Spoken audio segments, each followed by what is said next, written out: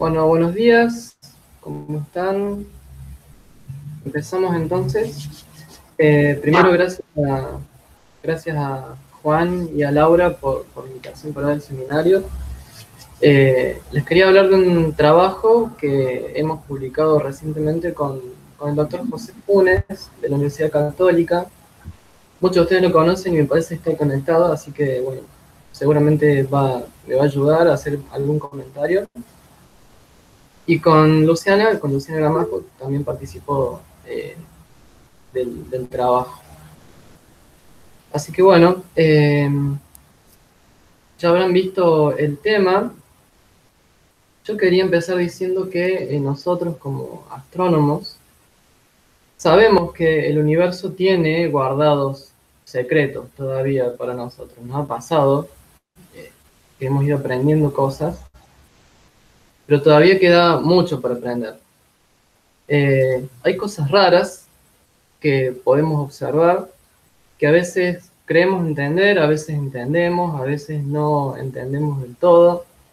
Cosas que nos llaman la atención, cosas que están en la oscuridad y que necesitamos a veces echar alguna luz sobre ciertos fenómenos. Y bueno, tenemos ciertas herramientas para trabajar en esas cosas.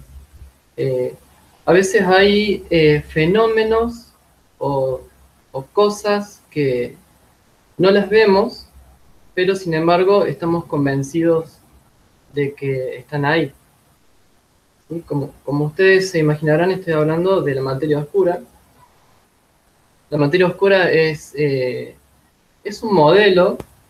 Me gustaría ver las caras, porque era un chiste en realidad lo que hice. Bueno, es un modelo en donde al principio, sobre todo, cuando no teníamos los catálogos que tenemos ahora o la posibilidad de hacer las simulaciones que hacemos ahora, bueno, no se tenía en claro cuál era la naturaleza de los componentes del universo y que son responsables de la formación de la estructura. Y empiezo por acá porque, bueno, es un tema que es muy querido para la gente del yate. Entonces déjenme usar esto como ejemplo para algo que voy a desarrollar después. Entonces les decía que al principio había que probar distintos modelos y hay muchos papers lindos de los años 80 o 90 en donde la gente probaba distintos sabores, entre comillas, de materia oscura, tibia, caliente, etc. Y planteaban un modelo, proponían modelos, corrían una simulación y como diciendo, bueno, a ver qué da. ¿Bien? Y daba cosas, daba estructuras, daba filamentos. Y como en ese momento no había suficientes datos, no estaba del todo claro cuál de todos esos era el mejor modelo. Incluso había modelos diferentes que daban cosas parecidas. Por ejemplo, en este paper de Frank y White de 2012, que es un paper medio review, hay papers anteriores sobre este mismo tema, donde participan mucho Frank y White. Y en este caso, por ejemplo, tenemos una especie de slices de dos simulaciones. 3 de esos circulitos son de un modelo con materia oscura fría, y otros 2 circulitos son modelos de materia oscura tibia, sería, con otro valor de omega mater, y otro circulito es un slice del CFA del catálogo de galaxias. Bueno, y había un momento en donde no estaba claro cuál era el mejor modelo, y evidentemente lo que ayudó a que entendamos cuáles son los mejores modelos fue tener más datos, es decir, catálogos de galaxias, galaxias con redshift, de mayor volumen, de mayor área, etc. Entonces, bueno, arranco por acá como para decir, muchas veces uno especula, propone cosas, propone modelos, a veces hay que simular esos modelos porque no tiene un desarrollo analítico fácil. Uno ve el resultado y hay todo un abanico de posibilidades. Y lo que nos ayuda a definir cuál de todos esos modelos es el que mejor describe el fenómeno que estamos observando son los datos. Bueno, dicho esto, hay otro problema que es el problema de la vida en otros planetas, que no sean la Tierra, que es un problema que ha interesado a la humanidad desde hace mucho tiempo y ha sido planteado desde los inicios, digamos, de la astronomía prácticamente, y que es un problema como cualquier otro de la ciencia, en donde nos hacemos una pregunta y planteamos cosas y tratamos de encontrar una respuesta. Pero este problema es diferente de los otros, en el sentido de que acá los datos que tenemos son solamente que hay vida en la Tierra y nada más. Hasta ahora no hay evidencia de que haya vida en ningún otro lugar del universo salvo en la Tierra. Entonces eso lo hace un problema especial, es un problema que no se puede atacar con los métodos estadísticos que usamos siempre, por ejemplo cuando trabajamos con grupos de galaxias, con estructura en gran escala, o con las cosas que la mayoría de la gente ya te trabaja. Y por eso a mí me parece un problema súper interesante. Un desafío también para llevar al límite, digamos, lo que sabemos hacer con métodos estadísticos y con los pocos datos que tenemos. Pocos o nulos en este caso. Entonces, bueno, el tema del seminario es cómo se puede hacer para estimar la probabilidad de contactos causales entre civilizaciones en la galaxia. Acá voy a hacer algunas salvedades. La salvedad con probabilidad. En realidad estamos haciendo una estimación de probabilidad, y no la probabilidad de que nosotros tengamos contactos, sino la probabilidad de que en un modelo en donde hay distintos lugares en la galaxia que pueden transmitir y recibir señales, bueno, que un lugar de esos elegido al azar tenga un contacto, bueno, la probabilidad de eso, y estamos haciendo estimaciones, y en función de los parámetros del modelo. De contactos causales, eso no quiere decir de contactos, ¿bien? Eso también lo vamos a ver más adelante, porque el contacto causal es una condición mínima que impone la física, asumiendo ciertas cosas de nuevo, para que haya realmente un contacto, es decir, para que nosotros, por ejemplo, tomemos conocimiento de que hay otro lugar en el mundo, puede ser un planeta o vaya a saber qué, en donde habita alguna inteligencia.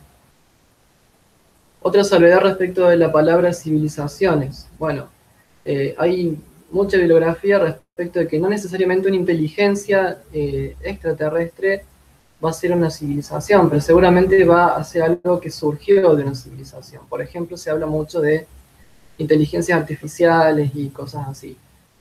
Principalmente porque la vida biológica sería un poco más frágil que el desarrollo, digamos, que el hecho de que se mantengan en el tiempo inteligencias artificiales. Y la última salvedad respecto a la palabra galaxia, que nosotros vamos a trabajar en un modelo donde usamos una versión simplificada de la galaxia. Así que bueno, todo eso respecto del título. ¿Por qué uno se interesa en estas cosas? Muchas veces el punto de partida para discutir este problema es la paradoja de Fermi, que es una frase que es algo así como: si el universo está lleno de vida inteligente, ¿por qué no la hemos detectado? ¿Sí? Es una frase que se atribuye a Enrico Fermi, un físico italiano que en la década del 50 aproximadamente se interesó en estos temas. Es interesante leer la historia de la frase porque aparentemente no la dijo así, sino que venían discutiendo durante muchos almuerzos sobre el tema con un grupo de colegas físicos, y parece que un día, motivado por una frase de otro tema, Enrico Fermi gritó: ¿y dónde están todos? Y era como un chiste privado con la gente que había participado de esos almuerzos. Pero bueno, en fin, esa gente fue entrevistada y no todos se acuerdan exactamente cómo fue. Pero bueno, quedó la idea.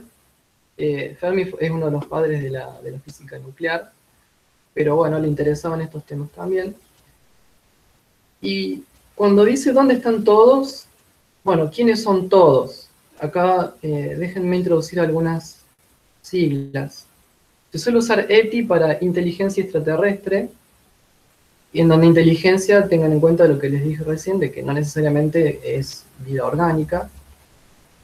Y después está SETI con C y SETI con S, que las voy a usar a las dos, por eso quiero decirles bien qué quiere decir. SETI con S, la S viene search, o sea, de búsqueda de inteligencias extraterrestres, y la C viene de comunicación, es decir, inteligencias extraterrestres que tienen la capacidad de comunicación. En inglés creo que se dice CHETI o algo así, es raro, suena raro. Ahora bien, la paradoja de Fermi, como toda paradoja, es un enunciado que involucra dos afirmaciones. A veces pueden ser más, pero en este caso son dos afirmaciones donde las dos son aparentemente verdaderas o razonables. ¿Cuáles serían estas dos afirmaciones? Una afirmación es que el universo está lleno de vida.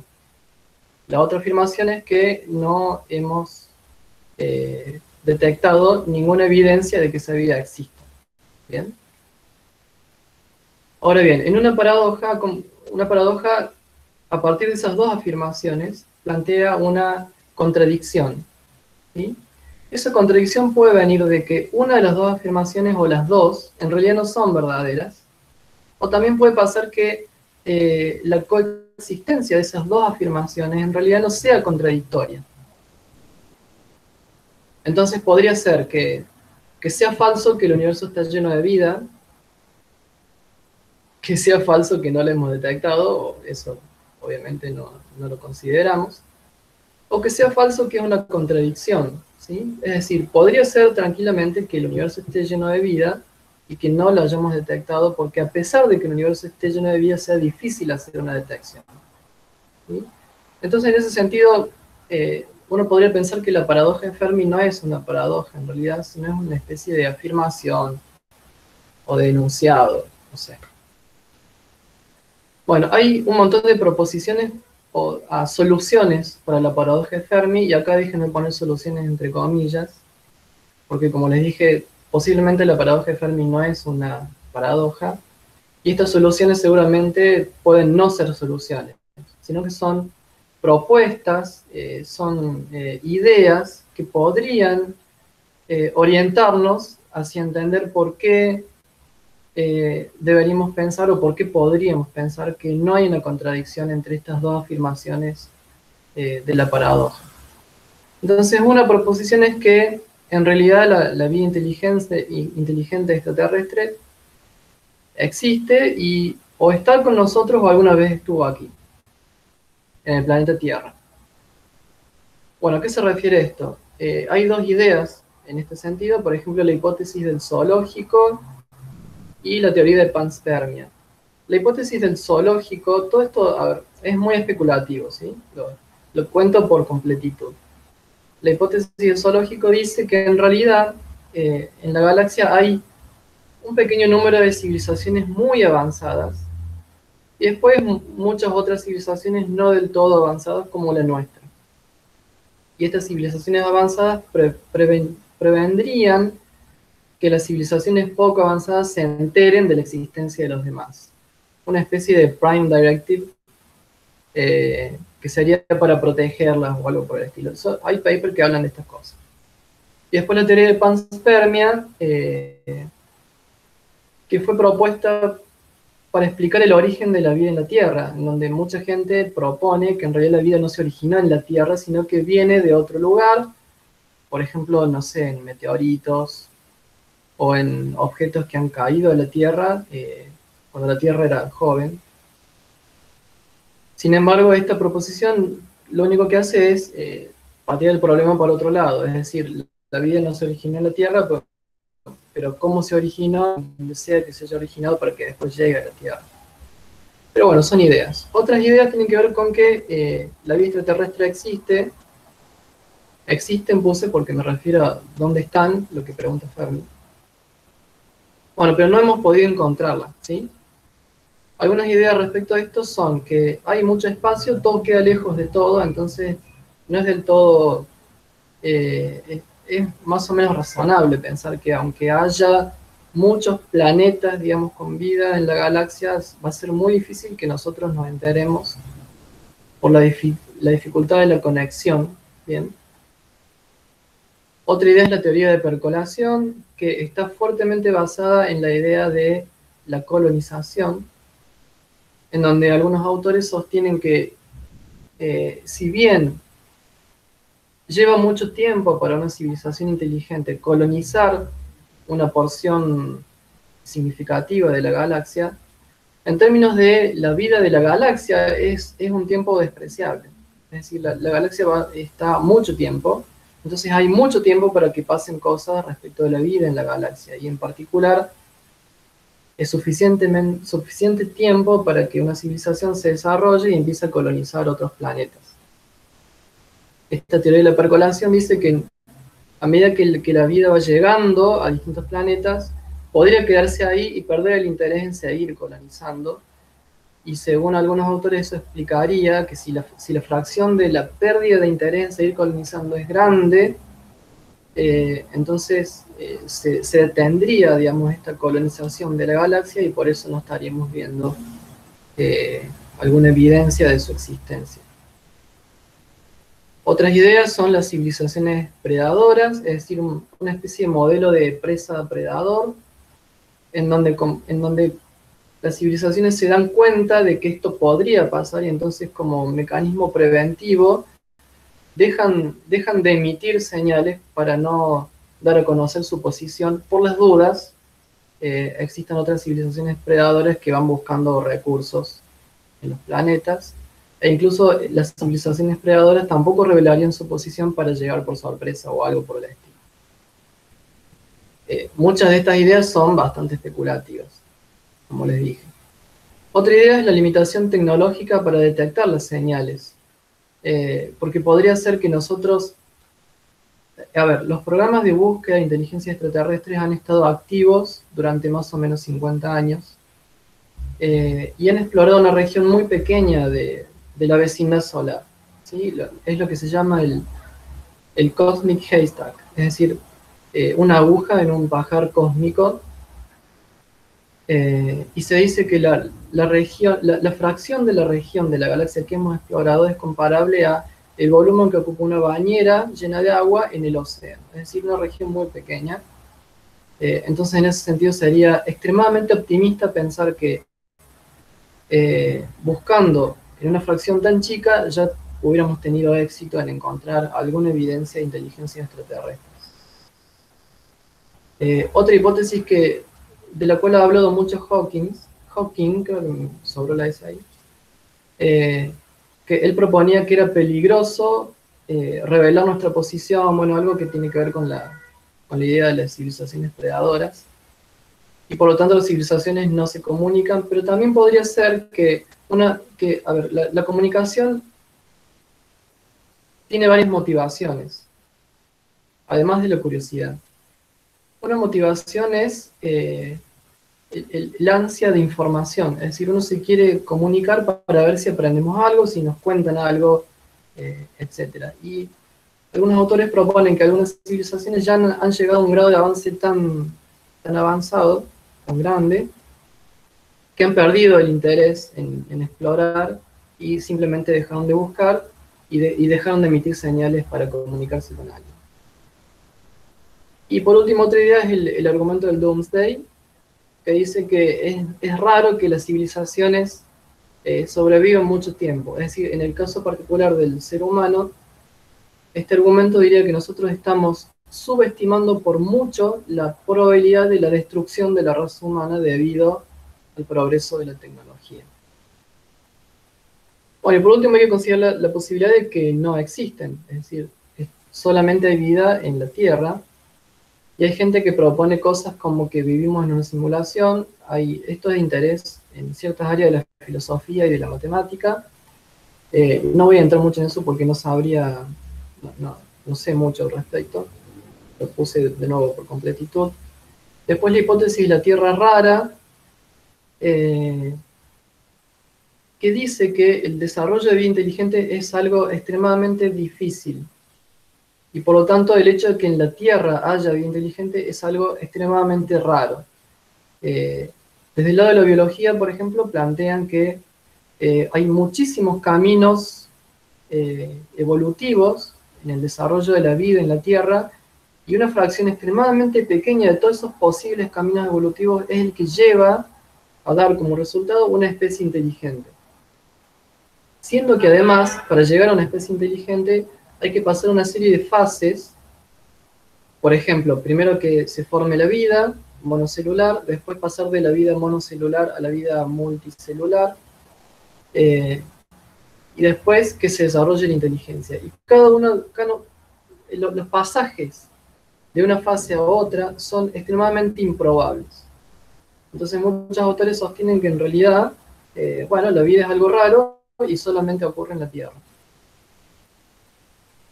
Hay otras hipótesis, como por ejemplo que, dado que la galaxia dura tanto tiempo, digamos, los tiempos que nosotros pensamos en escala humana son despreciables respecto del tiempo cósmico. Entonces algunos autores dicen que de existir vida en algún lugar, inevitablemente con el tiempo, con el paso de mucho tiempo, millones de años, va a terminar colonizando gran parte de la galaxia. Y por lo tanto, si hubiera vida, ya la hubiéramos visto. Y eso, según algunos, es una demostración de que en realidad no existe. ¿Bien? Es decir, en definitiva, la mayoría de estas hipótesis no son falseables. Es un gran problema. Es decir, no se puede decir que sean verdaderas o falsas haciendo experimentos o observaciones. Entonces son simplemente proposiciones. Sin embargo, todas estas ideas que están dando vueltas determinan cómo se llevan adelante los programas de búsqueda de vida extraterrestre. Hay una especie de tensión entre las comunidades que dicen que no vale la pena buscar porque no vamos a encontrar nada, y las comunidades que dicen que sí vale la pena buscar, y aunque sea difícil encontrar algo, y el esfuerzo sea muy grande, es como una especie de inversión de alto riesgo, en donde el premio también es muy grande, que sería, bueno, tener evidencia de que haya vida en otros planetas. Bueno, SETI se debate entre esas dos corrientes, y esta es una foto de hace poco de un accidente en el telescopio de Arecibo, que a mí se rompió un cable o algo por el estilo y se rompió el disco. Pero mucha gente menciona el problema de que los programas SETI no están, no tienen muchas fuentes de financiamiento. Y de hecho hoy en día me parece que gran parte de las fuentes de financiamiento vienen de filántropos o millonarios interesados en el tema, y no tanto de las fuentes tradicionales que se usan para otras áreas de investigación. Bien. La ecuación de Drake es uno de los principales argumentos de los programas de búsqueda extraterrestre, de inteligencia extraterrestre, y que se basa en la idea de que la cantidad de estrellas que hay en la galaxia es muy grande, por lo tanto la cantidad de planetas es muy grande, y en todos esos planetas, aunque el surgimiento de la vida sea poco probable, al haber tantos planetas, en algunos por lo menos, es algo que va a ocurrir. Rápidamente la ecuación dice que el número de civilizaciones inteligentes con capacidad de comunicación, o sea, de CETIS con C, se podría calcular como la tasa de formación de estrellas, que es el R asterisco, por la fracción de esas estrellas que forman planetas, por el número promedio de planetas en esas estrellas, por la fracción de esos planetas en donde se desarrolla la vida, por la fracción de los planetas con vida en donde esa vida se vuelve inteligente, y por la fracción de esos planetas con vida inteligente en donde se desarrolla alguna capacidad de comunicación. Todos esos factores hasta la L, digamos, son la tasa de que pase algo, y la L es el tiempo de vida, que en este caso sería promedio de esas civilizaciones. La ecuación de Drake es un caso particular de una ecuación general en donde uno dice que el número de cosas es la tasa de ocurrencia de esas cosas por la duración de esas cosas. ¿Bien? Entonces, bueno, de hace varias décadas, muchos astrónomos vienen diciendo, bueno, hay muchas estrellas, hay muchos planetas, etc. Entonces, aunque los factores de estos F, no sé si se ve la flechita del mouse, estos factores F, aunque sean muy chicos, Sí, como se ve, esta parte... Marcelo. Sí, bien, gracias Juan. Como esta parte es muy grande, entonces el n va a terminar siendo grande. Este R asterisco tiene unidades de 1 sobre tiempo y el L tiene unidades de tiempo, por eso esto me va a terminar dando un número. Ahora, la ecuación de Drake no es una ecuación formal. Aún así, más bien, es una forma de plantear cómo hay que organizar la discusión respecto de los programas SETI, ¿sí? Me parece que no fue pensada por Drake para que se le den valores a los factores y que se calcule n.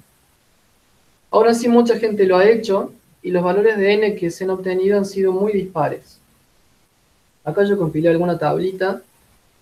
Esto no está ordenado del todo cronológicamente, pero más o menos. Básicamente esta parte es la década de los 60, 70, época de auge de la exploración espacial, eh, el hombre en la luna, etcétera, los autos con cola de cohete. Digamos, toda la cultura estaba impregnada de esta ansia de explorar el universo y había mucho optimismo aparentemente. Y fíjense que a pesar de que lo que sabemos hoy sobre exoplanetas es mucho más que lo que sabía en los años 60, e incluso uno podría decir que con los datos que hoy tenemos deberíamos ser más optimistas hoy que antes, y aún así los números daban bastante grandes. El último artículo en este sentido salió este año, que es un paper de West y Concelis, que dice que para un determinado modelo ellos estiman que debería haber 36 civilizaciones en la galaxia. No 10, ni 100, ni 40, sino 36. En realidad, cuando uno va a ver el paper, ellos trabajan con un montón de modelos y tienen distintos números. A veces le da más, a veces le da menos de 36. Y en particular este número 36, que se hizo un poco famoso, surge de proponer el principio copernicano fuerte, en donde ellos dicen que le van asignando valores a los factores de la ecuación de Drake. Los últimos valores son los más difíciles, porque son los menos astronómicos. Y ellos proponen que para la duración, para el numerito L, ¿sí? En su modelo dicen que el número L es el que ocurrió en la Tierra. Es decir, las civilizaciones duran por lo menos lo que ha durado la civilización en la Tierra. Y bueno, que es un número muy chico, por cierto, y con esos valores les da 36. Es decir, obviamente no hay consenso, pero esto me parece que se debe a que la ecuación de Drake no es una ecuación formal.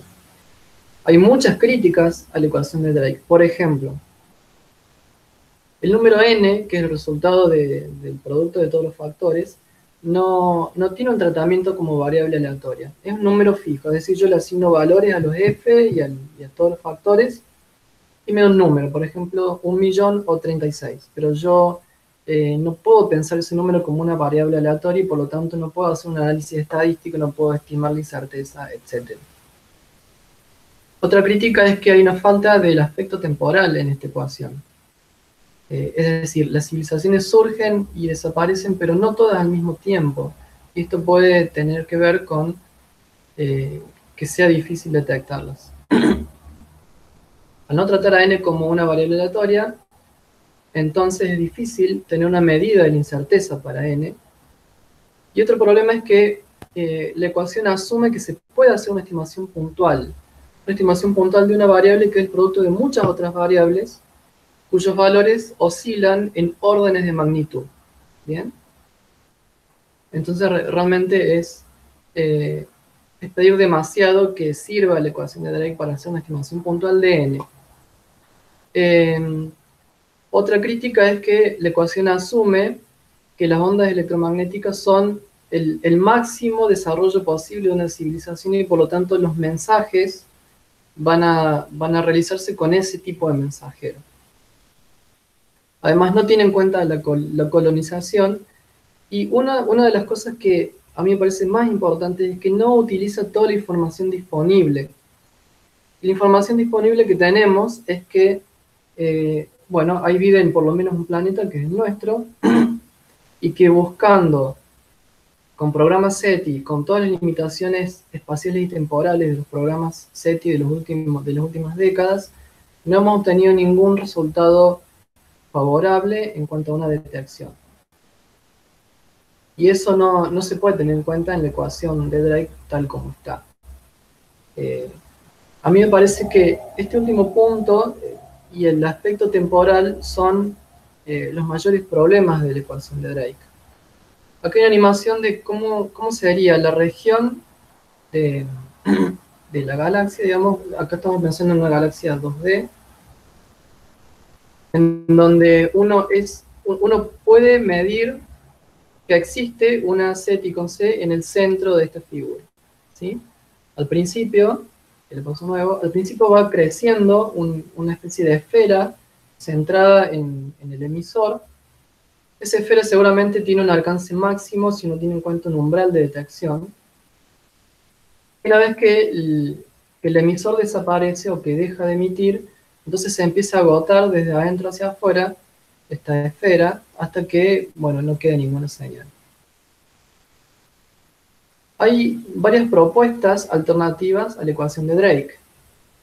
Tienen que ver con modelos semianalíticos de la galaxia y con distintos modelos de dispersión de la información, en particular el modelado basado en agentes y una versión anterior del modelado basado en agentes, que es la que nosotros usamos en nuestro trabajo, que es la simulación por eventos discretos. Respecto a los modelos semianalíticos de la galaxia, estos modelos tienen un montón de recetas para la formación de estrellas, para cuáles tipos de estrellas forman planetas, durante cuánto tiempo, cuáles son los tiempos involucrados en esos procesos, etcétera, etcétera, etcétera, además de toda la última parte de los factores de la ecuación de Drake, en donde es bastante especulativo. Entonces, este tipo de enfoques tiene muchos parámetros libres y aún así tiene mucha incerteza. ¿Bien?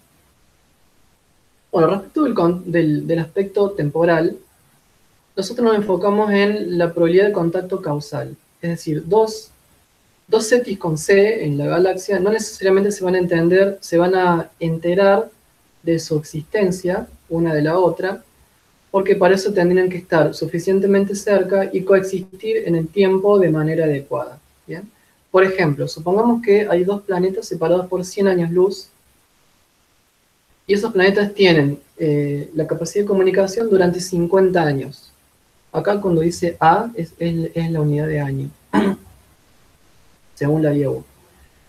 Ahora supongamos que el segundo planeta, es decir, comienza a emitir un planeta adquiere la capacidad de comunicación y 80 años después el segundo planeta también adquiere esa capacidad de comunicación. Y los dos duran 50 años. ¿Sí? Entonces la pregunta es, en esas condiciones, ¿cuánto duraría la comunicación? No sé ustedes, pero a mí no me resulta fácil pensarlo. Hay que hacer algunas cuentitas o algún grafiquito. A ver si alguien en el chat arriesga algún número. No lo veo. Bueno, nosotros empezamos a usar estos diagramas, como el que les muestro acá, para tratar de utilizar estas cosas y después hacer un programa que permita hacer una simulación. En este diagrama de acá tenemos el tiempo en el eje X y la separación espacial en el eje Y. Acá importa solamente la separación, por eso lo tomamos como una sola coordenada. ¿Bien? Entonces dijimos los dos CETIS con C están separados 100 años luz.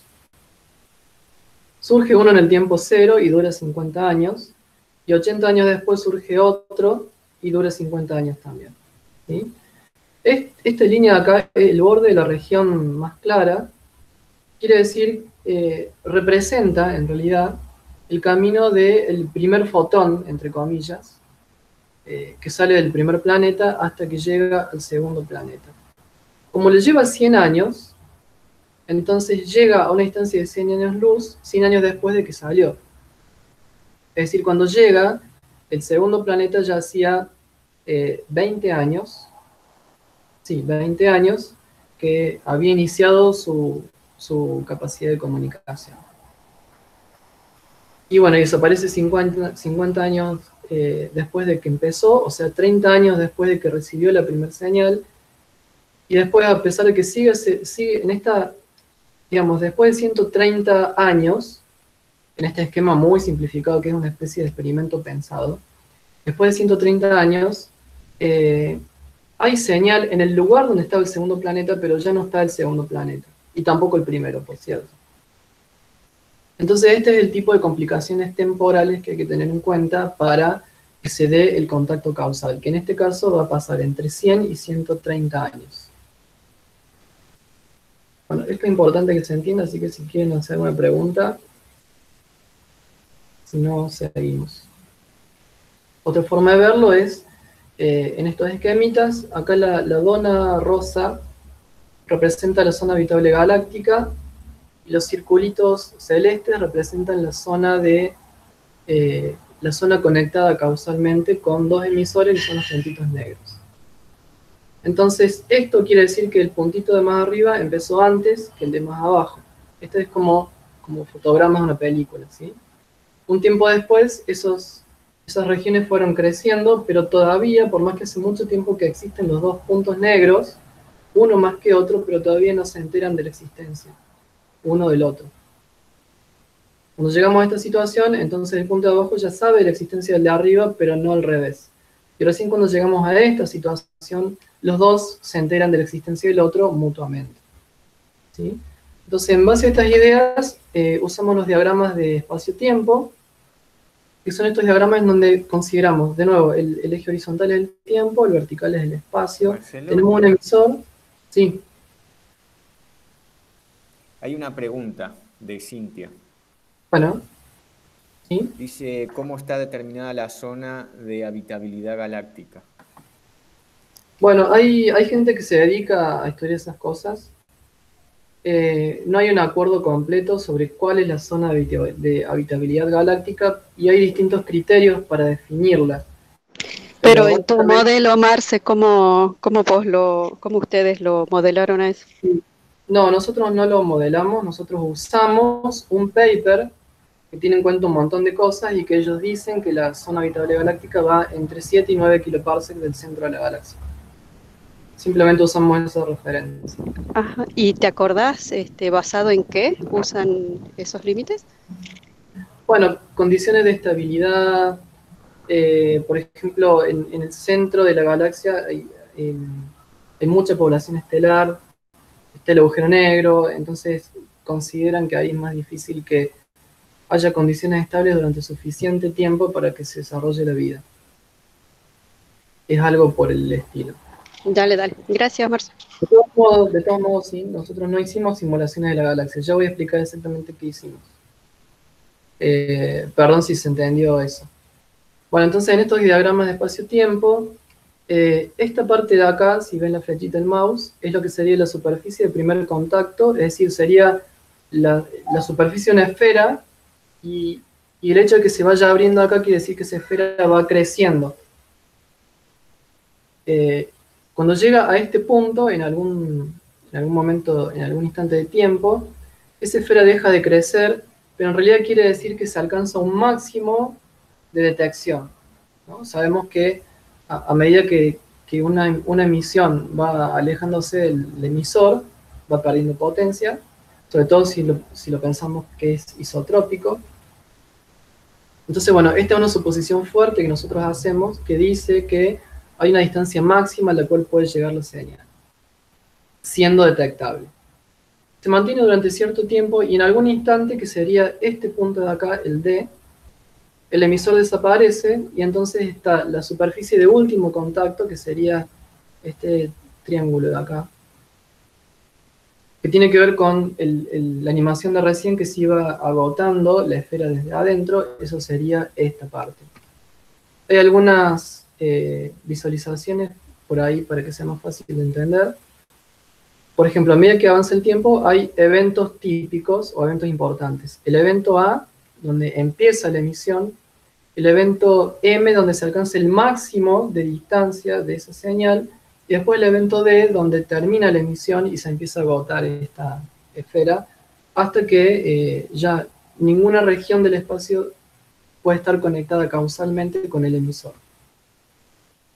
Otra forma de verlo es comparando la burbuja que veíamos recién con el diagrama de espacio-tiempo. Entonces acá vemos las dos cosas al mismo tiempo, como para que se entienda un poco más cuál es el significado de este diagrama de espacio-tiempo. lo pongo nuevo por las dudas. En realidad no por las dudas ustedes no hayan entendido, sino porque me costó un montón hacerlo. Bueno, ahí está.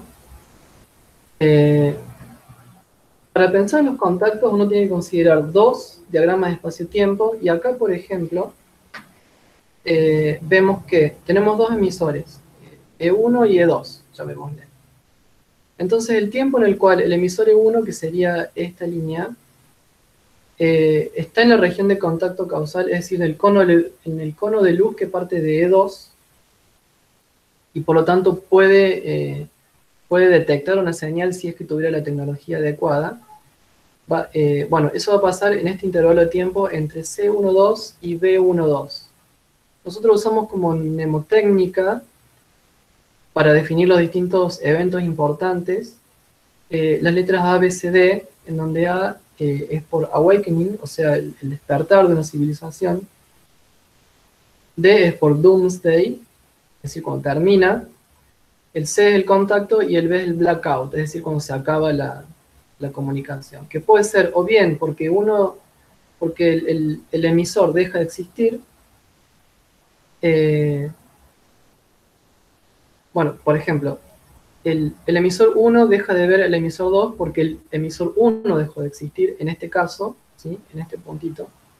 Y en este otro caso, el emisor 2 deja de ver al emisor 1 porque pasó cierto tiempo, que equivale a la distancia de separación, desde que el emisor 1 desapareció. Bueno, entonces hay distintas situaciones en las cuales podemos plantear estos dos diagramas de espacio-tiempo y que nos va a dar como resultado distintas duraciones de contacto causal y distintas situaciones también.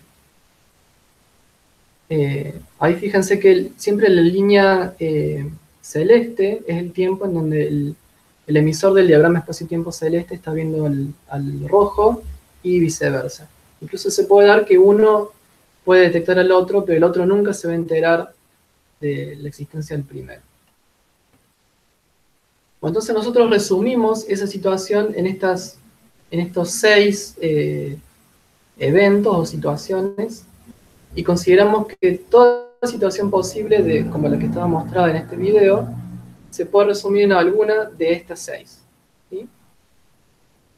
Siempre considerando que tenemos un emisor que empieza antes que un receptor. Y bueno, nosotros escribimos un programa de simulación basándonos en que estas son las 6 posibles situaciones. ¿Sí? Que es algo que sacamos en base a consideraciones geométricas. ¿Sí? Bueno, entonces ahora vamos al modelo que nosotros planteamos. El modelo se llama CNET, que quiere decir Stochastic Quotient Contact Network. ¿Sí? Y bueno, los 3 parámetros de este modelo son el tiempo medio de vida de una SETI, que sería algo así como la L de la ecuación de Drake, el número medio de surgimiento de SETI por unidad de tiempo, y el máximo alcance de las posibles señales. ¿Sí?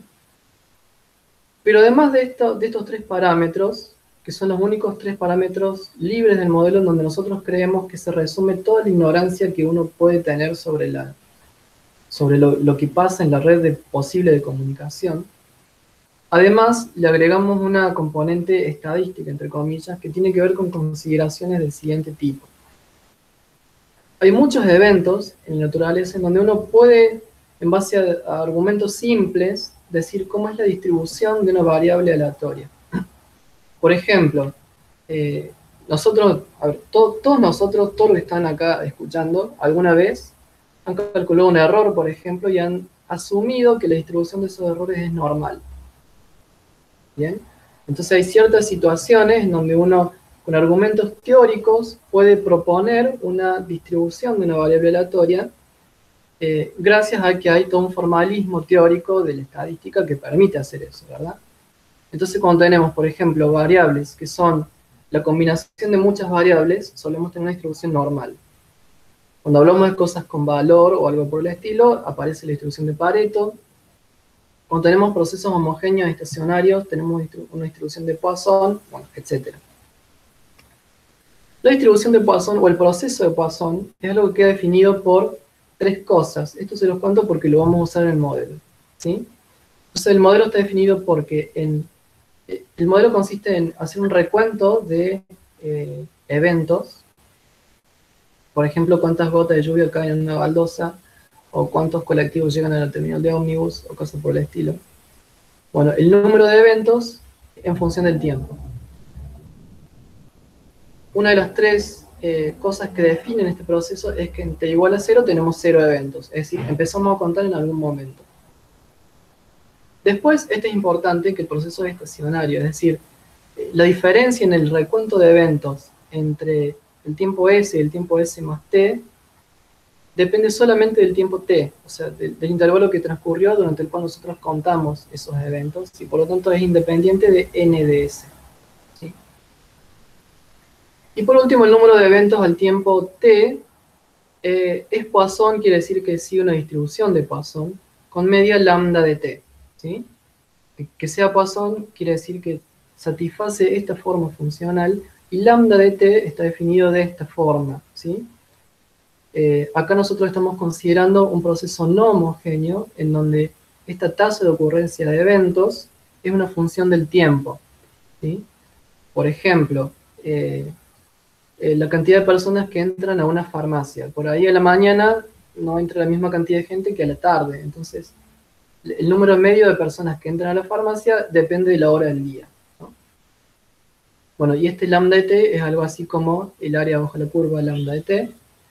Y si uno tiene que lambda es constante, entonces este valor lambda mayúscula es lambda por t, simplemente. Y algo importante es que el valor de expectación de esta variable n de t es justamente lambda, ¿sí? Por lo tanto, si uno conoce lambda, asumiendo que el proceso es homogéneo, y uno asume la distribución de Poisson, entonces ya con eso solo uno tiene la distribución completa, bajo la hipótesis de que realmente sea de Poisson. Y algo muy interesante del proceso de Poisson es que tiene una conexión muy fuerte con la distribución exponencial, ¿sí? Acá se lo cuento rápido. Si uno podría plantear el proceso de Poisson diciendo cuál es la probabilidad de que el número de eventos al tiempo t sea mayor que n.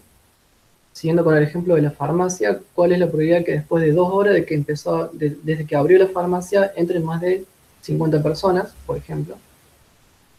Y otra forma de pensarlo es la probabilidad de el tiempo que hay que esperar para el enésimo evento. Es decir, cuánto tiempo hay que esperar para que entre la 50ª persona en la farmacia. ¿Bien? Bueno, esto permite escribir de esta forma. Esto, fíjense que como el proceso de Poisson es un recuento de cosas, tenemos que pensar en una variable aleatoria discreta, y por lo tanto esto es algo así como el área bajo la curva a partir de n. ¿Sí? Por eso suma desde n hasta infinito. Bueno, esta probabilidad es la probabilidad acumulada, entre comillas, o formalmente la probabilidad, y por eso derivando eso yo puedo obtener la densidad de probabilidad, que toma esta forma, ¿sí? La cuenta es más o menos fácil, y este f de n, ¿sí? Es la densidad de probabilidad de el tiempo que hay que esperar para que haya n eventos. Eso quiere decir que la f sub 1 es la distribución del tiempo que hay que esperar para que haya un evento, contando a partir del evento anterior. ¿Bien?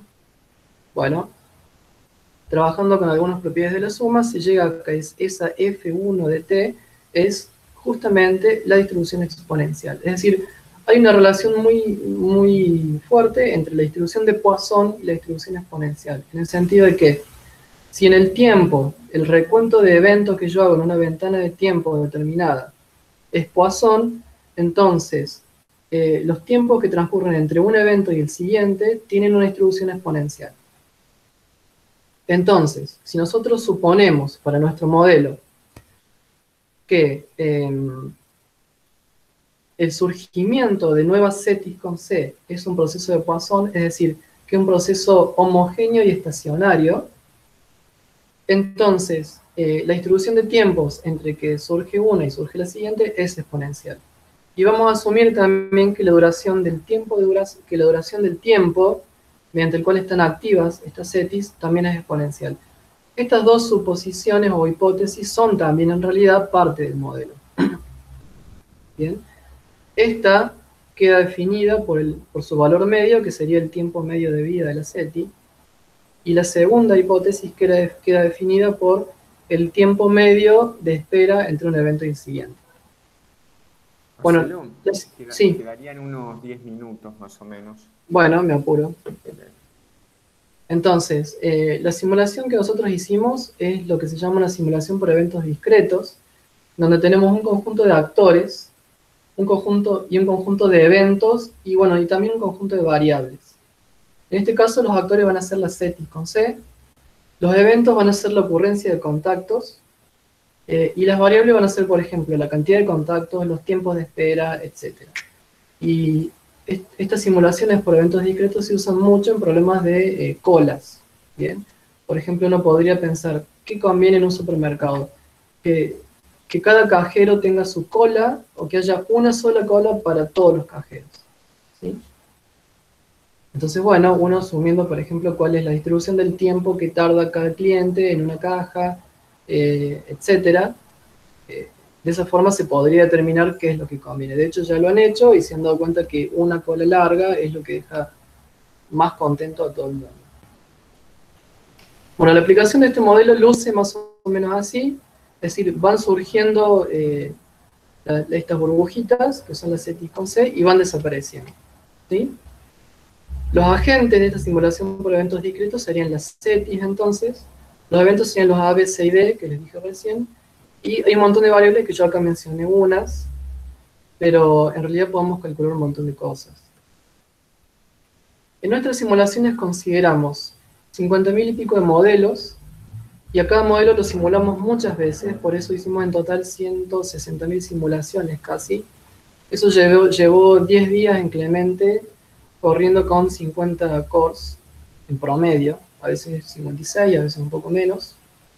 El rango para la variable del tiempo medio de duración de las CETIs fue entre 500 años y 1.000.000 de años. Para el tiempo de espera entre una y la siguiente fue también entre 500 años y 1.000.000 de años. Y para la distancia máxima de alcance de la señal consideramos 100 parsecs, 500, 1 kiloparsec, 5 kiloparsec y 10 kiloparsecs. Y para la zona habitable galáctica, esto es lo que decía Cintia recién, usamos el resultado de la bibliografía, que dice que en una estimación es entre 7 y 9 kiloparsecs. Bueno, pasamos a los resultados. Distintos modelos lucen más o menos así. Esto sería una situación, ¿sí? Esta sería otra situación, donde por ejemplo el Dmax es mucho más chico y la duración de las CETIs es mucho más grande, como ustedes ven, por ejemplo, acá no van desapareciendo. Esta sería otra situación, ahí está, en donde la distancia máxima es mucho más grande, y por más que las CETIs vayan desapareciendo, el tiempo que hay que esperar entre que surge una y surge la siguiente es relativamente corto. Digamos, estas visualizaciones son de distintos puntos en el espacio de parámetros que exploramos. Y como ya se pueden dar cuenta, hay algunas situaciones donde los contactos son mucho más probables que otras situaciones. Por ejemplo, en este caso, se dan mucho los contactos, pero en el caso anterior, donde el Dmax era chico, era muy raro que se diera un contacto. Bueno, si nosotros calculamos, por ejemplo, la distribución de la multiplicidad de contactos, tenemos algo así. Acá la multiplicidad está en logaritmo, ¿bien? Y tengan en cuenta que esto es acumulado, por eso acá estamos graficando la fracción, y va desde 0 hasta 1, ¿sí? Esto quiere decir, por ejemplo, que en este modelo, más o menos, el 50% de los CETIs con C tienen un contacto. ¿Bien? ¿Se entiende? Y después una fracción de más o menos el 10% tiene dos contactos, bueno, y así. Perdón, no un contacto, sino 0 contactos, porque esto es n+1, para poder hacer un logaritmo. Bueno, en un modelo en donde tenemos una alta densidad de CETIs, pero viven poco tiempo. Después en otro modelo donde hay poca densidad, pero viven mucho tiempo, fíjense que esto se corre un poco a la derecha respecto al gráfico anterior. Es decir, la multiplicidad crece un poco. Y si después permitimos que los modelos sean al mismo tiempo densos, es decir, que hay que esperar poco tiempo entre que surge una CETI y surge la siguiente, por lo tanto, cuando uno lo ve en el espacio va a haber alta densidad de emisores, y además esos emisores duran mucho tiempo, entonces la distribución se corre todavía más a la derecha, y esta diferencia tiene que ver con el Dmax, lo cual se puede apreciar un poco mejor acá. No, perdón, esto es otra cosa. Acá fijamos el Dmax y vemos cuál es el efecto del tiempo medio de espera entre un evento y el siguiente, en donde obviamente si el tiempo medio es, por ejemplo, de 5.000 años, tenemos esta situación, y si es de 50.000 años, tenemos esta otra situación. También hicimos la exploración con el tiempo, perdón, este tau S es el tiempo que duran las CETIs, o sea, el tiempo medio de vida. Por eso, cuando el tiempo medio de vida es más grande, hay más contactos. Bien. Ese es el tau S. Después el tau A es el tiempo medio de vida, perdón, el tiempo medio de espera entre una CETI y la siguiente. Mientras más corto sea ese tiempo medio de espera, entonces más contactos va a haber. Que lo que se ve acá, la que tiene más contactos, es un tiempo de espera de 100 años. Y esta que está acá es un tiempo de espera de 5.000 años. ¿Sí? Una de las dificultades que tuvimos, y es una cosa que el referee nos criticó en la primera versión, es que en realidad es difícil saber en qué rangos simular estas cosas, ¿no? Porque estamos a ciegas, básicamente no sabemos cuáles son los valores razonables para estos parámetros. Otra cosa interesante es el tiempo. Quedarían unos 2 minutos, una cosa así, preguntas. Bueno, dale. Dame 2 minutos más y termino. Sí. Espero. Bueno, estos gráficos son sobre el tiempo que hay que esperar para el primer contacto. También depende de estas variables de la forma que uno esperaría. Y algo que me parece interesante es esto, donde fíjense que en el tiempo medio de espera para el primer contacto, hay como un salto en el bin 0. Eso quiere decir que es mucho más probable hacer contacto en el momento que uno adquiere la tecnología para comunicarse que después. Y si quieren, tenemos una interpretación para eso, que si quieren lo discutimos en las preguntas. Bueno, después eso mismo lo podemos ver en función de los dos parámetros, que es lo mismo que describí en los gráficos anteriores, donde acá se ve, por ejemplo, que depende fuertemente del Dmax, o sea, el máximo alcance de la señal, lo cual diría que si uno quiere ser detectado, tiene que emitir señales más potentes, obviamente. Bueno, eso lo pasé rápido porque es la misma idea de los gráficos anteriores. La implementación de la simulación es en un paquete de software que se llama Hearsay, donde implementamos testing, documentación con read-the-docs, integración continua con Travis, que testea estilo, Python 3 y Python 3.7 y Python 3.8. Tiene licencia MIT, es concurrente y escalable, y las simulaciones que mostré acá las hicimos con un paquete que se llama Manim. Bueno, y para terminar, conclusiones. Para mí hay dos conclusiones fundamentales. Primero, es importante el hecho de que necesitamos datos para definir cuál de todos estos modelos es el adecuado, pero un dato que tenemos es que no tenemos datos. Es decir, que no hemos hecho ninguna detección hasta ahora, y eso se podría usar en los modelos. Y otra cosa es que esto podría ayudar a definir ciertas estrategias para los programas SETI con S de búsqueda, teniendo en cuenta, por ejemplo, si buscamos en todas direcciones o si repetimos las búsquedas en los mismos lugares, bueno, etc. Respecto de si conviene o no conviene llevar adelante un programa SETI, bueno, nosotros creemos que la probabilidad es poca, la probabilidad de éxito de llegar a tener una detección es poca, pero el premio es muy grande. Y además yo creo que si podemos entender algo más espectacular que el hecho de que haya vida en otros planetas, es el hecho de que no haya, y por lo tanto nosotros somos únicos, una cosa extremadamente rara, pensarnos a nosotros mismos como civilización. Bueno, con eso quiero cerrar, si quieren hacer una pregunta. Bueno, gracias y tendrían que, si quieren habilitar los micrófonos y aplaudir. Y ir haciendo preguntas.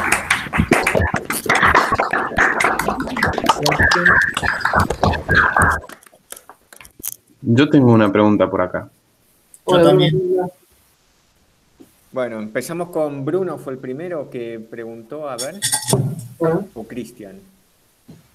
Hago alguna pregunta rapidita.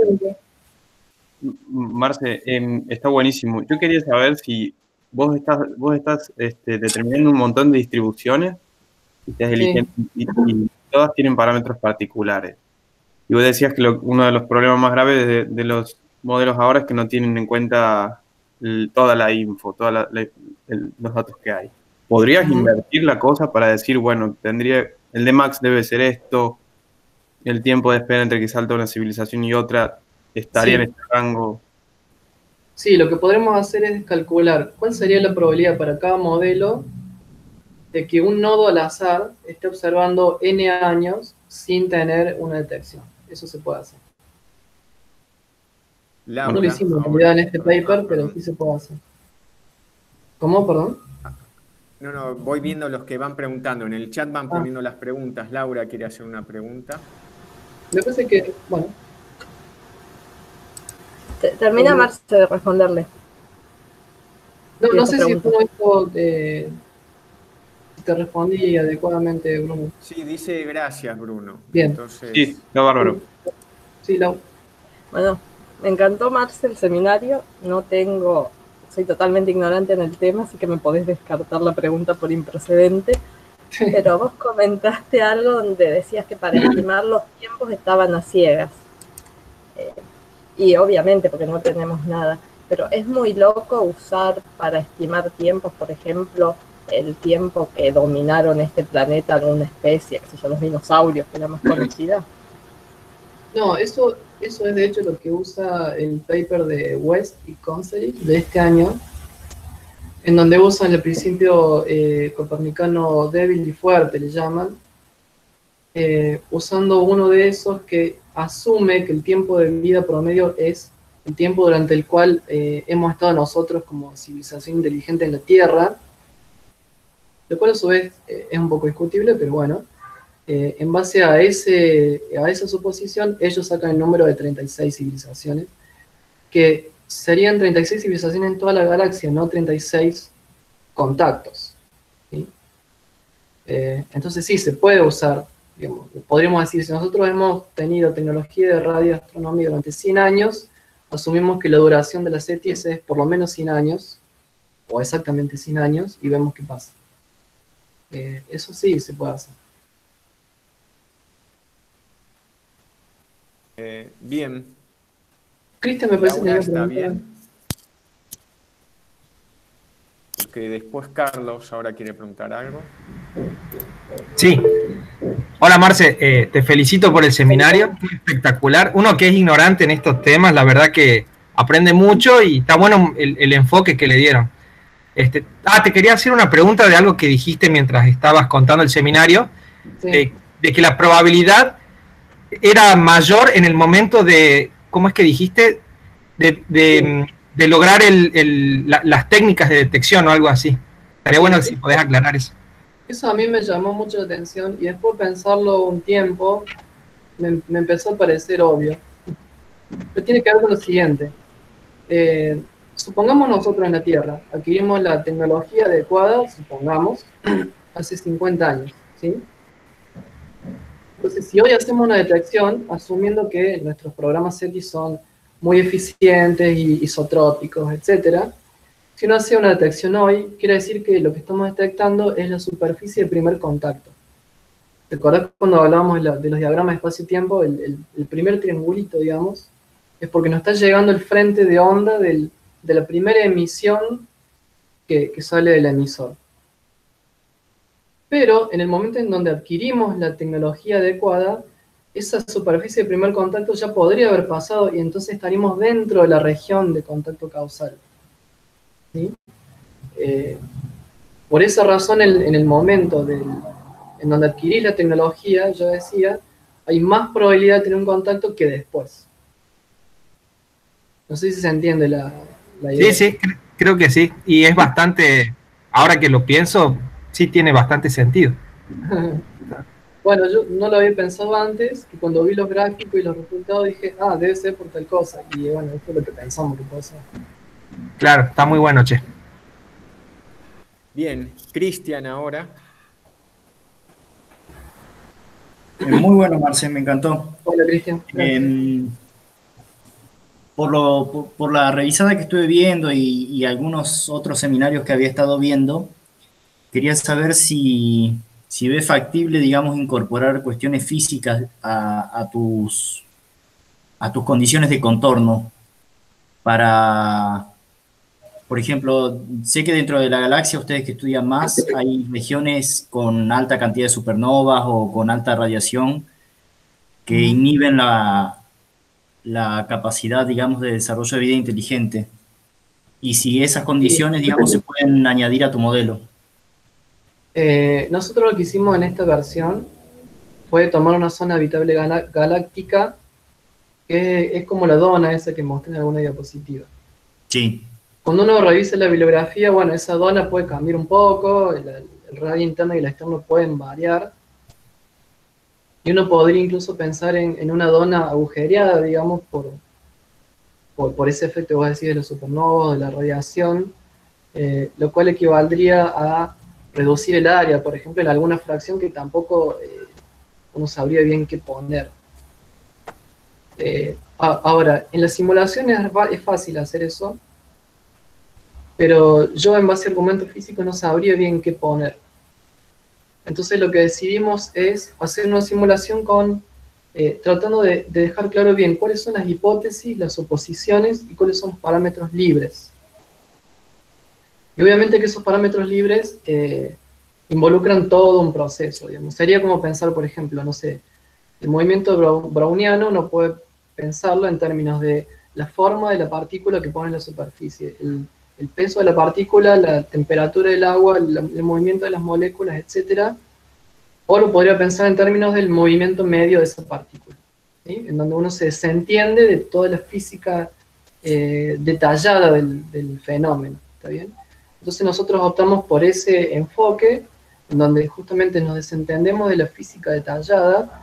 No nos preguntamos cuál es la probabilidad de que un planeta con vida desarrolle vida inteligente, ni cuál es la fracción de planetas, ni cuáles son los tipos de estrella o la metalicidad de estrella para que haya planeta, etc. Sino simplemente dijimos, bueno, las distribuciones en el espacio y el tiempo tienen que ser así. Poisson y exponencial y nada más.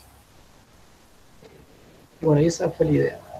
Y yo no me animaría a meter más ingredientes al modelo porque se vuelve tan especulativo que uno, y además empezás a tener más parámetros y ya como que perdés el control. Y la idea con este modelo sería, más que nada, entender las relaciones entre esas variables. Muchas gracias. Bueno, no sé, Marcelo, si estás viendo el chat, después viene un comentario, conclusión de Julián, de que entonces las pirámides de Egipto no las hicieron los ET. Yo no dije eso. Bueno, eso corre por cuenta del doctor Martínez, yo no lo dije. Y ahora... ¿Me parece que Mario tiene una pregunta? No, Cintia, primero Cintia y después Mario. Sí, perdón, Cintia. Dale, gracias.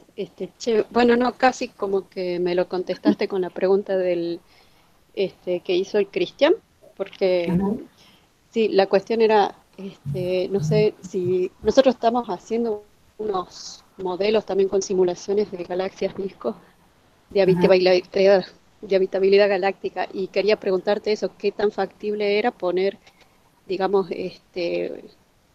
una distribución, digamos, más exacta de dónde puede ser más probable de que haya habitabilidad. Nosotros, por ejemplo, buscamos los elementos radiactivos que hacen falta. Bueno, el Cristian mencionaba también ahí los campos magnéticos.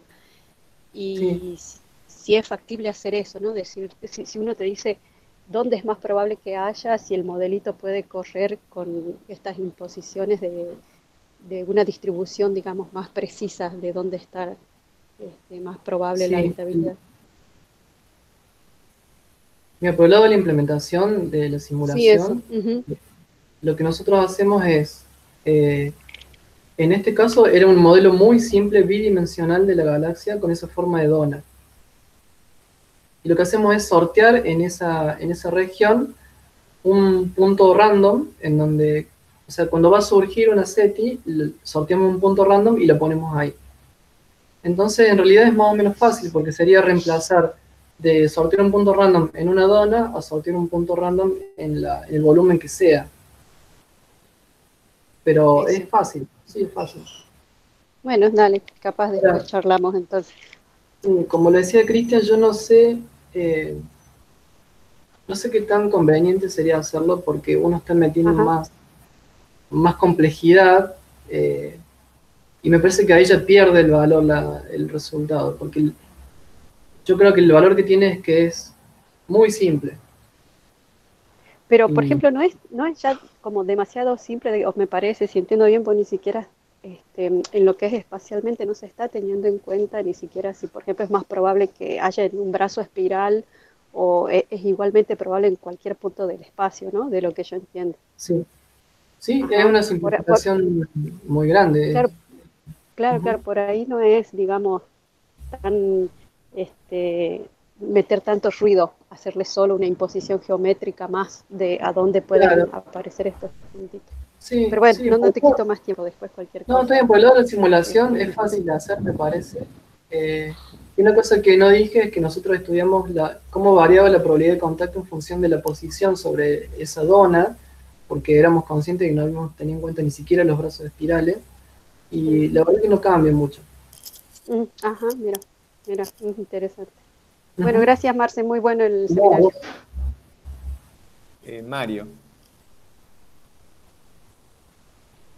A ver.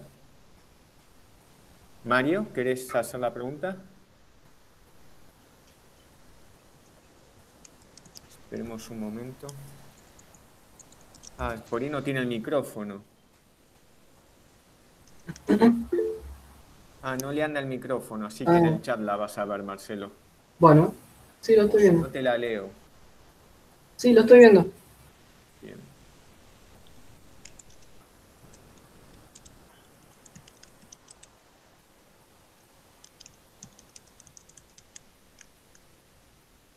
Y después Hernán.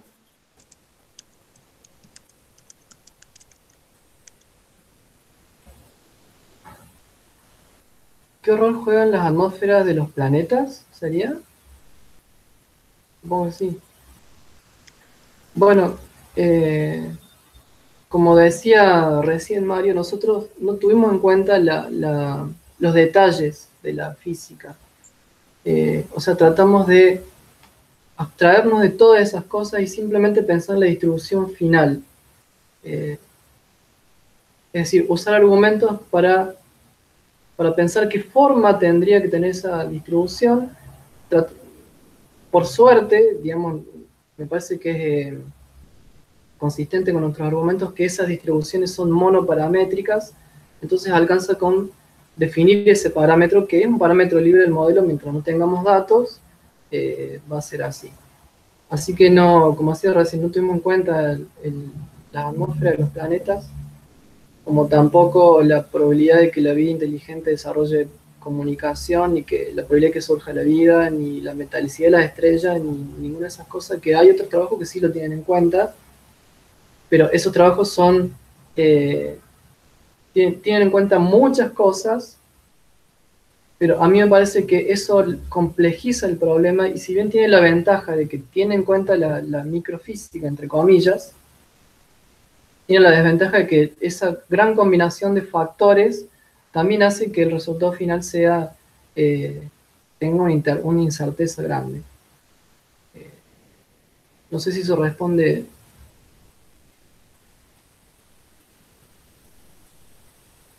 Es clave pensando en el ejemplo de la Tierra y Marte.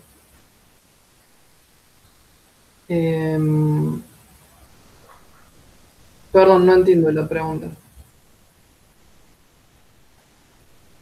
Bueno, dale. Bueno, gracias igual, Mario. Entonces, Hernán. Sí, bueno, excelente, Marcelo. Gracias. A ver, yo soy de los que me adhiero es decir, simplemente porque me motiva me surgen las ideas como a todos los que estoy viendo de agregar procesos físicos. A ver, en primer punto estoy absolutamente de acuerdo con que está bien como lo han planteado lo más simple posible, pero uno siempre quiere seguir trabajando y seguramente se puede ir complejizando. A lo mejor congelando algunas condiciones del modelo actual, ver cómo las otras pueden variar.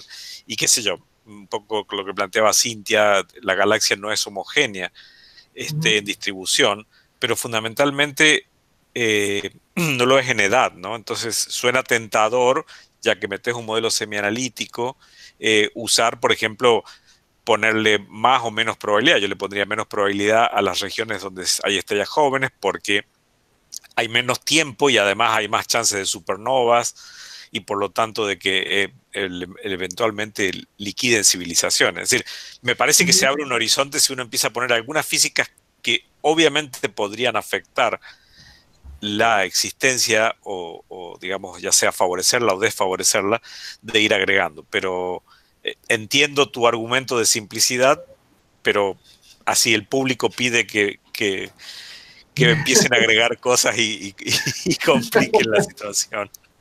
Eso nomás. Sí, como está escrito el programa no sería difícil. Yo era reacio a hacerlo por una cuestión de esa cuestión conceptual que decía recién, pero sí se puede hacer. Gracias, Marcelo. Seguimos, hay más. Antonella. A ver, Antonella, ¿querés preguntarlo? Si puedes poner el micrófono. Y luego José y... A ver, Antonella. Si no, léelo, Marcelo. A ver. Sí, ahí lo estoy leyendo. Pregunta Anto si tenemos en cuenta la manera que una civilización intenta comunicarse no es compatible con la de una otra. Claro, me parece que estás pensando, Anto, en... El proceso de comunicación requiere cierto acuerdo previo de cómo nos vamos a comunicar. Los programas SETI asumen que esa comunicación es con ondas de radio y en ciertas frecuencias, etc. Sin embargo, nosotros no estamos pensando en eso, sino en las condiciones necesarias para que se dé la comunicación, que son puramente físicas y no tienen nada que ver con la tecnología. Y por eso lo llamamos el contacto causal. En cuanto a la parte tecnológica, solamente tuvimos en cuenta que las señales no pueden, si no tienen la suficiente potencia, no pueden llegar hasta la otra punta de la galaxia, sino que llegan hasta alguna distancia máxima. Que aún, o sea, teniendo en cuenta nuestra tecnología, aún el valor más chico que pusimos de distancia máxima es exagerado. ¿Está bien? Porque, a ver, una cosa que uno puede pensar es, si nosotros agarramos el mejor radiotelescopio que tenemos, emitimos una señal de radio y después con ese radiotelescopio vamos y nos fijamos hasta dónde lo podemos detectar, en realidad cae por abajo del umbral de detección más o menos cerca en términos de las escalas galácticas. Así que bueno, nosotros nos concentramos en el contacto causal, más que nada, que sería... Cuando nosotros estimamos las probabilidades, sería la probabilidad más optimista de todas. Porque a partir de ahí hay un montón de restricciones, por ejemplo, como lo que vos decís, de que habría que buscar en todo el cielo, todo el tiempo, en las frecuencias adecuadas, etc. Hay papers que dicen que por ahí las civilizaciones se contactan con neutrinos o con ondas gravitatorias o cosas así. Simplemente no hemos encontrado una señal porque no estamos usando la tecnología adecuada. Pero, bueno, repito, nosotros nos concentramos en el contacto causal. No sé si era eso lo que me preguntaba Anto. Bien. Ahora José. Hola Marce y gracias por el seminario. Bueno, creo que la pregunta más o menos la acabas de responder con lo que preguntaba Anto. Mi pregunta iba un poco en torno a ¿cuál es como el tiempo, si es que hay, ¿no? Algún tiempo en el cual algún tipo de comunicación pasa a ser obsoleta? Haciendo como una analogía en la Tierra, digamos, no sé, imaginemos un grupo de personas que se comunican en una isla muy remota y que recién descubre el telegrama, ¿sí? O el telégrafo. Entonces, de pronto, no sería la comunicación más, aunque la descubren y es una forma efectiva de comunicarse, ya hoy día no sería una forma eh, óptima para una comunicación, pero creo que ya lo comentabas respecto a que Sí, es únicamente pensando en comunicación a través de ondas de radio. claro. Sí, está bueno. Creo que te entiendo. O sea, si uno tiene intenciones de contactarse con otro, tendría que usar la tecnología más básica posible para asegurarse de que más vecinos la tengan. No sé si esa es muy buena la idea. Pero como decía recién, nosotros pensamos en el contacto causal, ¿no? Que es la versión, es la cota superior de optimismo, digamos, para la probabilidad de detección. Claro, gracias. ¿A vos? Y ahora José quiere hacer un comentario. José Funes. Hola a todos, Marcelo, muy Hola, bueno. José. Yo quería decir y responder al pedido del pueblo, digamos, de más procesos, o sea, de agregar más procesos físicos. A mí hemos hablado con Marcelo, me parece que el siguiente paso podría ser, más que agregar procesos físicos, utilizar el conocimiento que ya tenemos de los planetas exoplanetas terrestres, digamos, ¿no? Es como sería poner carne en este esqueleto. Esto me parece que podría ser el siguiente paso. Una perspectiva un poco más filosófica, si se quiere, es que no hay otro modo, casi no tenemos otro modo de pensar que no sea antropomórfico o antropocéntrico, ¿no? Entonces, este modelo lo bueno que tiene es que nos hace salir un poco de esas categorías. Y tercero, una pregunta, Marcelo, que a lo mejor lo hemos hablado y que no me acuerdo. ¿Se podría agregar una tercera dimensión al modelo y si vos pensás que cambiaría mucho o no los resultados? Gracias. Una tercera dimensión, física. Sí, se podría, como le contaba a Cintia recién, simplemente uno en algún momento sortea puntos random en algún lugar donde se supone que pueden surgir con igual probabilidad estas cetis con C. Entonces simplemente sería reemplazar el sorteo random de esa dona bidimensional por otra cosa, que podría ser la zona habitable tridimensional de la que hablaba Cintia, o podría ser una pelota en donde los lugares posibles son los exoplanetas, o sea, una región de la vecindad solar donde en realidad sorteamos algunos de los exoplanetas conocidos terrestres, por ejemplo. Es simplemente, sí, es muy fácil, es cambiar el sorteador random. Y sí, no sé si ya estaba, Hernán tiene otra pregunta. Bueno, sí, no es tanto al trabajo, sino un poco a la intro y ya más filosófica, a lo mejor inclusive tal vez José pueda comentar. A mí me explotó mucho la cabeza cuando leía a Cixin Liu con la idea del bosque oscuro, que vos lo planteás como las civilizaciones predadoras, ¿está? Sí. Sería el equivalente. Sí. Nunca se me había ocurrido y si uno ve la historia de la humanidad donde hemos ido depredando, no es tan loca la idea. Y si uno no tiene que llegar naturalmente a la conclusión que es mejor ocultarse, ¿no? Entonces, la pregunta es, digamos, ¿cuán factible es esa postura? Si se les ocurre, si está debatido, si hay papers debatiendo esa idea o no, ¿no? Sí, hay papers debatiendo esa idea, pero son debates de ideas. A ver, el problema es que son especulaciones. Y no se puede ir mucho más allá de las especulaciones. Por lo menos lo poco que yo vi. No sé si José quiere comentar algo de eso.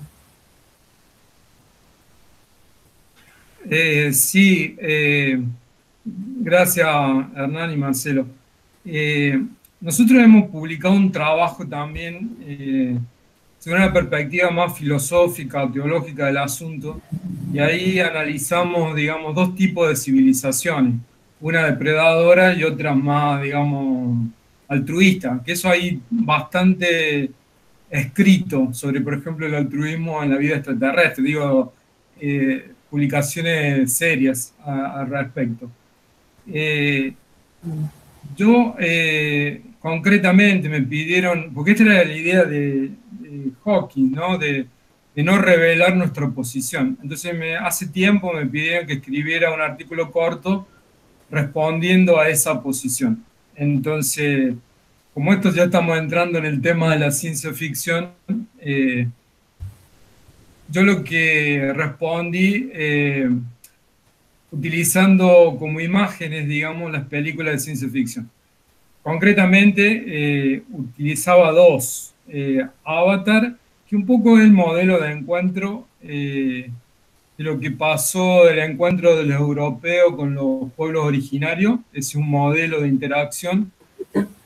Y la otra película, no sé si la han visto, Distrito 9, que es muy interesante, porque ahí los extraterrestres, digamos, son refugiados o emigrantes que vienen de otra cultura. Entonces, bueno, yo justo escribí ese artículo cuando se daba la campaña. Eso tiene connotaciones, como ustedes pueden imaginar, políticos y sociales, ¿no? Justo estaba en Estados Unidos y escribí el artículo cuando estaba la campaña de Trump en el 2016. Entonces yo terminaba el artículo diciendo, si nos encontramos con refugiados extraterrestres que se vienen escapando de algún desastre, ¿qué vamos a hacer? ¿Vamos a construir un muro o lo vamos a recibir? Eso es un poco respondiendo a Hernán. Y una posibilidad que le hemos hablado ya desde el punto de vista de encontrar porque el punto es encontrar una métrica, todo esto que se hace complicado, pero si pudiéramos encontrar una métrica, sería interesante ver,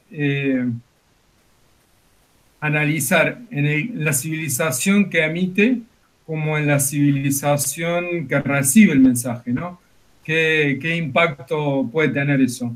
Pero ya, todo esto ya es mucha especulación. Gracias. Y Mario ahora tiene otra pregunta, pero sí, por micrófono. Pasé a la categoría de vida inteligente, ahora que puede hacer andar el micrófono. Por un ratito nada más. No, Marcelo, digamos como un poquito más claro, uno plantea estas cosas de zonas de habitabilidad de la galaxia, zonas de habitabilidad en el sistema solar, que uno, no sé, digo de esto completamente amateur, ¿no es cierto? Pero a mí me da la impresión de lo que termina decidiendo todo esto es más una cuestión local de meteorología, si quieres, de clima, ¿sí? Porque sabemos de que parece que no hay vida en Marte, su atmósfera es muy complicada o casi no existe. La atmósfera de la Tierra ha evolucionado un montón y solamente después de esa evolución es que pudimos conseguir fabricar vida en la Tierra. Antes era imposible. Entonces, que son las condiciones extremadamente complicadas y sutiles locales lo que tallan en el modelo. Yo no creo que esto de seguir agregando, en realidad mi pregunta era si no hace falta reemplazar esto, ¿me entendés? En vez de la cuestión esta general de la probabilidad y esto, sino que lo que viene tallando es, si querés, la microfísica, digamos, ¿no es cierto? No, para nada. Podemos tener la misma probabilidad, estamos en el mismo lugar que Marte, ¿no es cierto? Y un montón de planetas más, ¿no? Que no reúnen condiciones que tiene que ser un planeta rocoso, de que no puede ser Venus, de que no puede estar muy cerca no puede ser Mercurio, o sea, me parece que eso más o menos se entiende. Era, si tenías feeling sobre esto. Sí, yo más que nada estoy de acuerdo con vos. también uno por ahí lo piensa muy, como decía José, antropocéntricamente, porque podría haber vida en lugares que ni nos imaginamos. Pero más allá de eso, supongamos que tenemos un censo de todos los planetas que pueden albergar vida en la galaxia, ¿no? Y lo limitamos a una región más o menos que le llamamos zona habitable galáctica. O mejor dicho, de todos los planetas, supongamos, ¿no? Después haber una fracción de esos planetas que pueden albergar vida, porque, por ejemplo, tenés que uno es la Tierra y otro es Marte. Entonces la Tierra sí y Marte no, supongamos. Para uno incorporar eso en el modelo tendría que meter muchísima microfísica, entre comillas, o sea, pensando en una escala galáctica es microfísica, meteorología, como vos decías, eso es cierto, pero a mí me parece que eso es equivalente a simplemente cambiar el parámetro de la distribución monoparamétrica que dice qué tan frecuente es que aparezca un planeta nuevo con vida. Y ahí uno se abstrae completamente de toda esa micro cosa que queda condensada en un solo parámetro. Esa era la idea original de tener un modelo descrito con pocos parámetros y después explorar una especie de parámetros que mientras no haya datos va a seguir en una exploración, digamos, hasta que se nos ocurra alguna otra cosa. Por ahora no. No sé si me explico, Mario. Sí, entiendo. Dale, gracias. Bueno, parece alguien quiere preguntar algo más. Estuvo muy bueno el seminario, Marcelo. Bueno, disculpen si me pasé de hora. No, muchas gracias y creo que gustó muchísimo por todos los Bueno, comentarios. gracias. Y además fue el primero virtual, así que está muy bien. Parece que va a funcionar esto. Así que, bueno, si ves el chat, a todos les gustó. Sí, bueno, gracias a todos. Gracias a mis colaboradores también. Me gustó hacer el trabajo porque uno se sale de la zona de confort, digamos. Y empieza a trabajar en temas que no es lo que ha hecho siempre y uno siempre tiene miedo de no saber, de meter la pata. Pero bueno, aprendí mucho de José y estuvo bueno. La verdad que fue divertido y tenemos idea de seguir haciendo cosas. Igualmente, si alguien quiere participar, también es bienvenido. Bueno, creo que entonces... no dije aliens en todo el seminario, así que... Bueno, entonces otro aplauso. Bueno, gracias.